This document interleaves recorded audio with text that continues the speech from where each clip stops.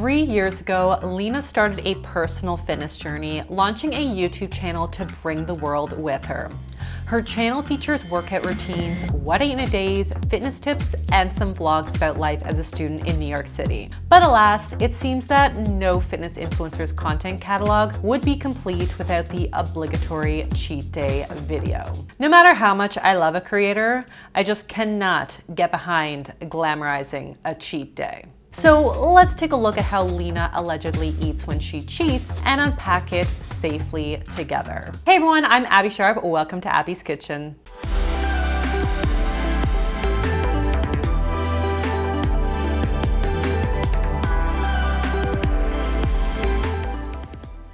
In today's video, we'll be taking a look at fitness influencer Lena Lifts.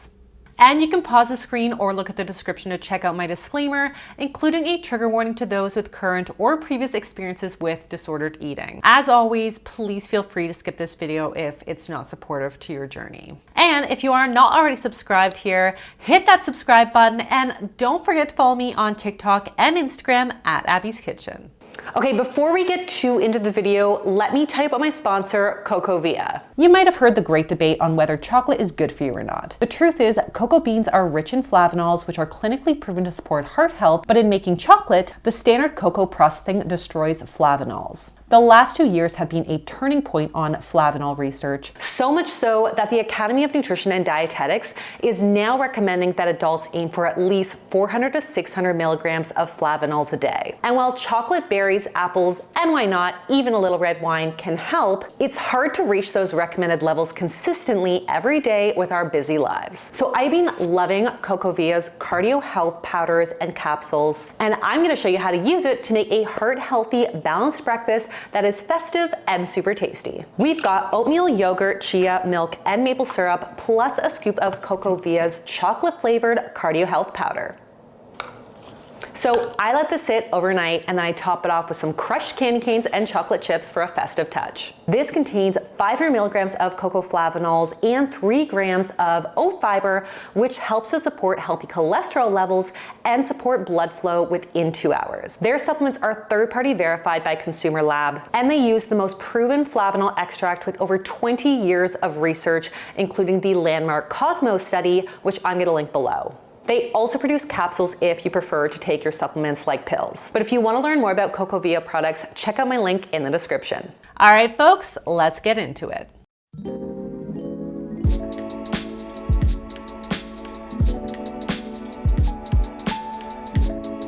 Oh, great. I thought we were collectively over the trend of watching people consume a large amount of forbidden foods that they normally restrict in one day, but alas, here we are, another cheat day vlog.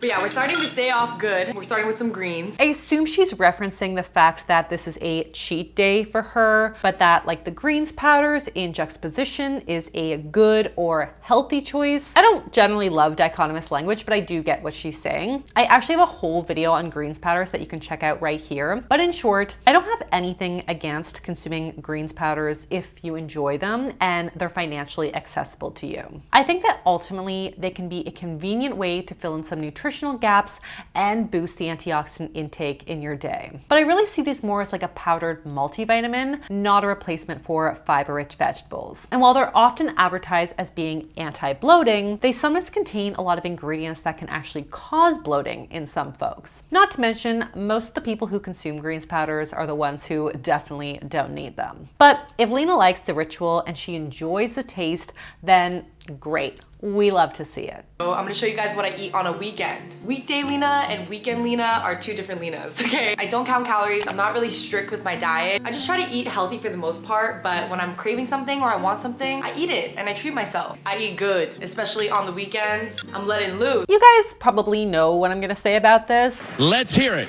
Listen, I think it's totally normal for your diet to look differently on a weekend than it does on a weekday, when on the weekend we maybe have a little less structure or routine to adhere to. There may be more social eating or different sleeping or eating schedules, and that all can mean eating more calories than we usually do. That is healthy and normal. But what I do not think is very healthy is for your diet to be so different that you feel your identity as an eater is changed the moment that Friday at 5 o'clock hits. It's Friday, Friday. Usually if we need to have a cheat day, our typical diet during the week is perhaps too strict. So while I love that Lena is giving herself permission to eat the things that she craves, generally we don't need to kind of try to cram them all into a cheat day if we give ourselves permission to eat them regularly during the week too. Saving your calories or cravings for a weekend is often a recipe for overeating or a binge. So if you are struggling with black and white thinking, I really encourage you to challenge yourself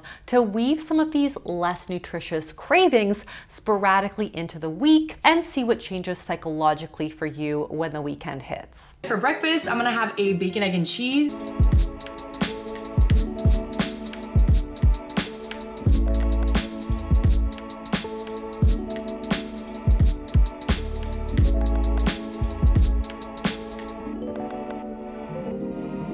I mean, I really don't know why we need to label this a cheat meal. Like, it looks completely balanced to me. And I think by calling it that, we're insinuating that this is something that you should only treat yourself to on occasion. From my perspective, we got protein in the eggs and the bacon, fiber and healthy fats in the avocado, plus energizing morning carbs in the bagel. I don't really think this is much different than her non-cheat day lox-in bagel with scrambled eggs and fruit, other than the fact that one has a bit of bacon and the other has some fruit. Obviously, the latter is a little bit more nutritious, but I certainly don't think it's worthy of like a derogatory cheat day-like title. Nothing is really. I do, however, want to quickly talk about the nitrate-free bacon, which I know is often marketed as a healthier alternative to the cured conventional stuff. I have no issue with moderate consumption of any kind of ultra-processed meats, but it's worth pointing out that these products still do contain nitrates. They just use natural nitrates in celery salt as opposed to synthetic nitrates. And we don't actually have any quality research to suggest that natural nitrates are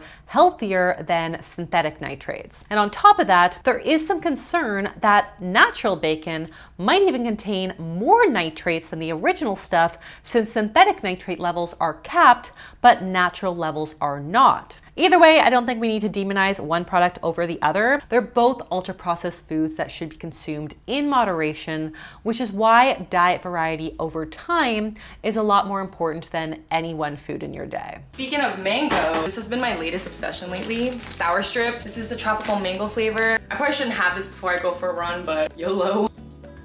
I don't know, I'd actually argue that the fast-acting sugar in these strips would give her a good energy boost to help fuel her cardio sesh. But even so, like, one mango strip only provides like 5 grams of sugar and 30 calories, which is pretty negligible if we're talking pre-workout fuel. So if she likes them and they sound amazing, I say go for it. So while I'm waiting for that to heat up, I'm gonna have some jalapeno chips. I don't know if it's just me, but I'm so impatient. And so when food is cooking or warming up, I need to eat something while waiting or else I'm gonna go crazy. Jalapeno chips are fire, literally. I got my lunch. This is shrimp biryani. Can you just see how delicious this looks? Those of you who know me, I am not the best cook, okay? But also when I go grocery shopping, I notice that a lot of the food that I get goes to waste because I'm only one person and I can only eat so much. So it's been nice having these cooking eating meals just on hand. Honestly, the frozen microwave dinner has come a long way since the old Hungry Man days.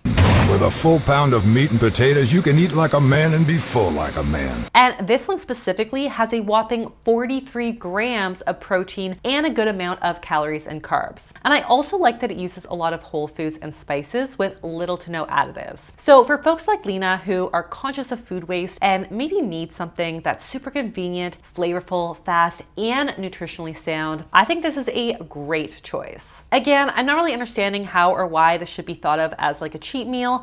It looks really similar to her non-cheat day fried rice that she makes herself. Now I'm headed to dinner with my boyfriend. We are getting one of my favorite things to eat, which is boil. We are here at the boil. Cheers. Oh my God. love me a good seafood boil, so this sounds like an awesome dinner and also inherently nutrient dense. Lobster and shrimp are both super high protein, lower fat seafood options, so even with the side of fries in there, I actually consider this to be a relatively light and balanced meal. A delicious option when you're eating out. We're walking off this seafood boil. My stomach right now. I gotta unbutton my pants. We're walking though to get some dessert.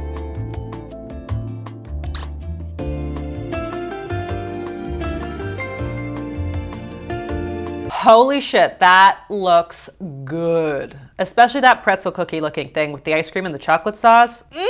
That is my style. Of course, any date night is just like not complete without a little dessert. And I am all for getting dessert. But I just hope that she isn't eating to the point of discomfort and feeling the need to like cram in 3 desserts just because it's her official day off or cheat day. Honestly, I actually think that Lena's day of eating is really inherently balanced and only seems to differ from her usual routine in that she maybe has some chips and some fries and a few desserts. It's certainly a huge relief coming from watching a bunch of more extreme cheat day videos that we see on this channel where creators are sitting down to eat an entire box of donuts, then a massive pizza, a ton of candy, wings, pasta, and more. But language is very important. And I just wonder if we were to maybe drop the label of cheat day, if we would be better able to enjoy our meal and dessert in portions that don't make us feel uncomfortably full before the whole weekday Lena diet starts back up again on Monday. And I got my popcorn with a sprinkle of truffle salt. I was craving something salty after that heavy dessert. I'm also gonna eat a banana with like a little bit of peanut butter because I just realized that I have not had a single fruit this entire day. So I feel like I should have a little fruit or something, you know, for the health. This snack looks like a delicious hunger crushing combo. And assuming she wasn't uncomfortably full from the dinner and dessert, I'm really glad that she honored her body's desire for something salty and also some fruit. I used to struggle a lot with binge eating, starving myself, crazy body dysmorphia, and just feeling overall really insecure. I would go days where I would try to starve myself and other days where I would just binge everything I see, and all because I wanted to look a certain way. The minute I stopped nitpicking everything about my body, counting every single calorie and restricting myself, that is when I actually started seeing noticeable differences in my physique, but more importantly, my mental health. But I really want to emphasize that balance is so important. Eat healthy because it's good for you, but also eat what you want because that's also good for you. It's good for your mental health and your sanity. You gotta enjoy your life, and you're not gonna enjoy it if you're consistently restricting yourself and stressing about the way that you look. Okay, I have a few quick things I want to say here.